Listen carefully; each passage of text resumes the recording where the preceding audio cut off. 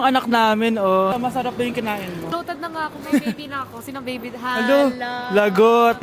O ano, di ka nagalit, di ka nagutom? Hindi na. For me, sobrang sarap at babalik-balikan talaga namin ng Chili's. Craving satisfied talaga, kaya kayo, itry nyo na. Orderin nyo na rin yung baby back ribs, fajitas, at high mighty pie from Chili's. So yun lang guys, bye! Delivery po. Anong delivery? Parang wala naman ako na-order kuya. Nakasulat po dito Susan. Kayo po ba yun ma'am? Oo. Sige, baka nakalimutan ko lang. Nay, ano po yan? Cellphone? Di ba mahal to? Opo, Nay. Paano ka nakabili niyan? Siguro nanalo ng raffle si nanay.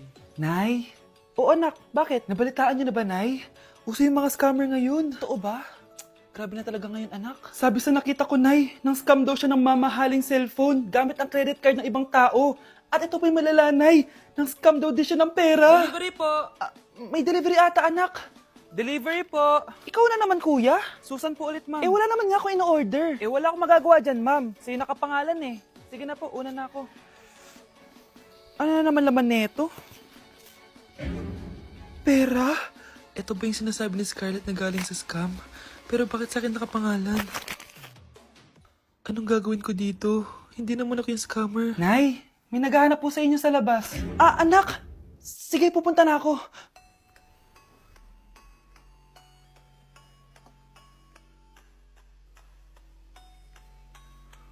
Hello po. Ano pong kailangan nila? Kayo po ba si Susan, ma'am? May natanggap po kasi akong report na kayo daw po nangi-scam. Scammer? Hindi ako scammer, Ma'am, sa'yo nakapangalan ng mga parcel. Kaya sumama ka na sa amin. Hindi nga ako scammer! Ikukulong ka na namin. Huwag niyo ko ikulong! Hindi ako scammer! Itigil niyo na yan! Hindi si nanay ang scammer. Pero nasa bahay na to, ang totoong scammer. Anak, sigurado ka na bang itutuloy mo yung pagpunta mo sa ibang bansa? Huwag ka na malungkot, Nay. Kailangan ko magtrabaho doon para sa inyo ni Kyle. Ate, mamimiss ka namin. Basta anak ha, palagi ka mag-iingat doon. Kapag inaabuso ka nila, tawagan mo lang ako. Ano ka ba, Nay? Think positive lang tayo, ha? Sige na, baka malate pa ako sa flight ko. Bye-bye na, mamimiss ko kayo. Bye, anak. Nay, tumatawag si ate. Talaga? Hello anak, kamusta ka na? Nay, nakuha ko na sweldo ko. Nagpadala pala ako sa inyo ha, kumain kayo sa labas. Salamat sa binigay mo anak ha. Okay ka lang ba? Kapag may problema ka, tumawag ka lang ha. Opo, Nay. Mababait yung mga amo ko, huwag kang mag-alala. Nay, may pinadala si ate oh. Nakamaleta pa. Surprise, Nay! Mga damit at sapatos yan para sa inyo. Siyempre, may chocolate din. Naku anak, nag-abala ka pa. Pero salamat ha. Sana inipon mo na lang yung pinanggas mo dito. Okay lang, Nay. Tinaasan nga nila yung sweldo ko kasi magaling daw ako maglinis ng bahay. Sige anak, galingan mo palalo ha. Wow, ang daming laman! Bakit di sumasagot si Scarlett? Baka busy. Anak, tumawag na ba ate mo? Ilang araw na siyang di tumatawag Nay, may tumatawag. Salamat sa Diyos, tumawag na. Hello anak. Nay, may pinadala ulit sa ate. Ang bigat. Ano? Anong nawawala? Ano kaya naman nito? Hello? Hello?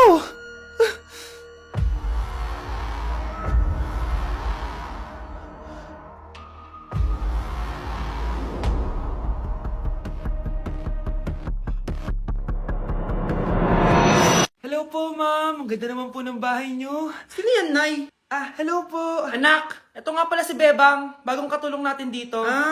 Siguraduhin mo lang na magaling ka, ha? Dahil ayoko sa lahat, yung tatanga-tanga. Opo ma'am, aayusin ko po yung trabaho ko. Sige na, mag-umpisa ka na maglinis. Sige po.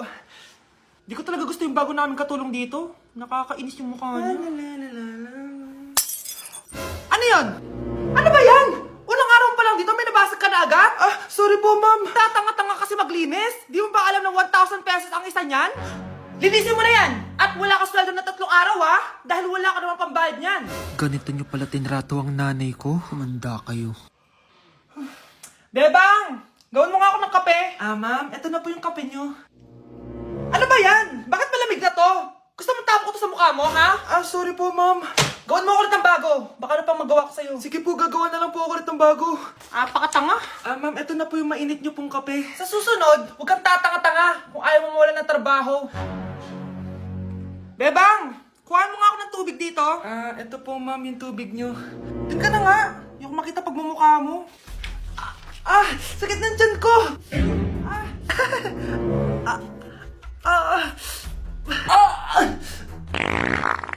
Anak!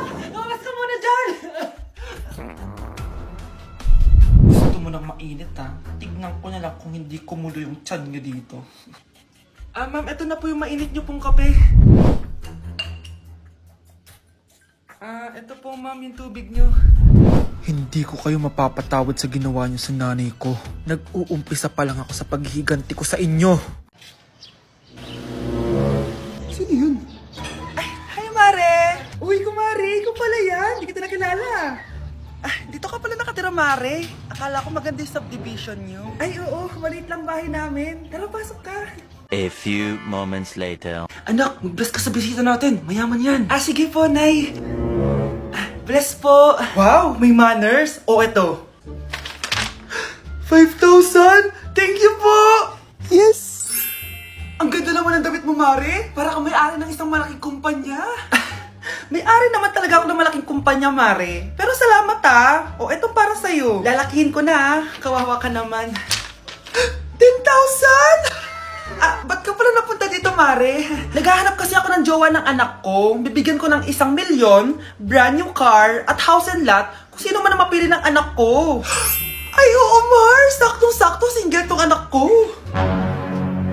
Hello po. Oh, eto na pala siya. Anday! Ano ba yan? Ayoko sa kanya. Sumunod ka na lang para yumaman na tayo. Ang pogi mo naman. Ako nga pala si Jana. Ako nga pala si... Mag-isip ka ng pambabaeng pangalan. Venice! Ano sabi mo? Ha? Di ba lalaki ka? Bakit Venice pangalan mo? Ay, hindi niyo pa po alam? Bakla po ako! Hindi po kami talo ng anak niyo. Punyita ka talaga. Ay, hindi pala sila pwede, Mars. Sorry. Sayang, gusto pa naman kita. Jackpot na, naging bato pa.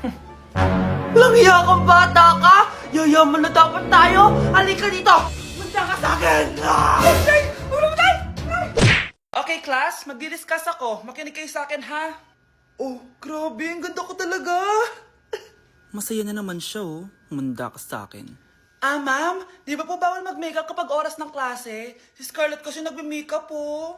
Lu, pero pag ikaw pwede? Basto. Ay, oo. Mamaya na yung makeup na yung Scarlett, ha? Makinig ka sa akin. Di na siya makakapag-retouch.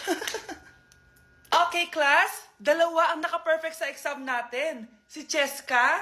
Expect ko naman na perfect ako eh. At si Scarlett. Perfect din ako. Talagang nilalabanan ako ng babaeng to. Patingin na tas paper mo. Ma'am, di ba wrong spelling is wrong? Mali yung pneumonia niya oh. Walang P sa una. Ha? Ay, oo nga. Kulang ng P. Hindi ka na perfect, Scarlett, ha? Ayan, ako na ulit ang highest dito sa klase.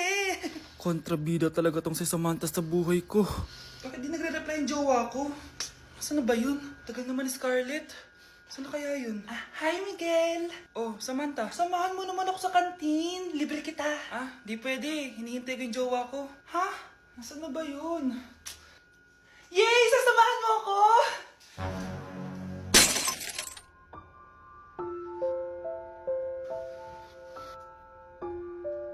Ha? Wala naman ako sinabi! Scarlett? Mainis ka lang, dapat lang sa'yo. Lahat na lang kinukuha sa akin ni Samantha. Ibubunyag ko na yung sekreto ng pamilya niyo.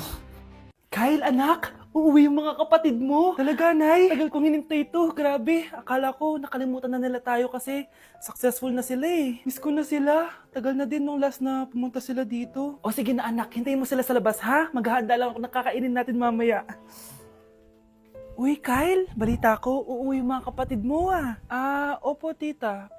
Paano niyo po nalaman? Basta! Siguro proud yung nanay mo kasi successful yung mga anak niya, no? Oo naman, tita. Nagbunga lahat ng paghihirap ni nanay sa kanila. Deserve nyo yan. Malapit nyo nang malaman ng totoo walang sikretong hindi nabubunyag. Pasok na po ako, tita. Sige. Hello, Nay! Nandito na yung anak mong doktor, all the way from New York! Hi, Nay! Nandito na yung anak mong teacher, all the way from Central Elementary School! Hello, Nay! Nandito na yung anak mong engineer. Naiyak naman ako. Nakumpleto din kayo magkakapatid. Sana nakikita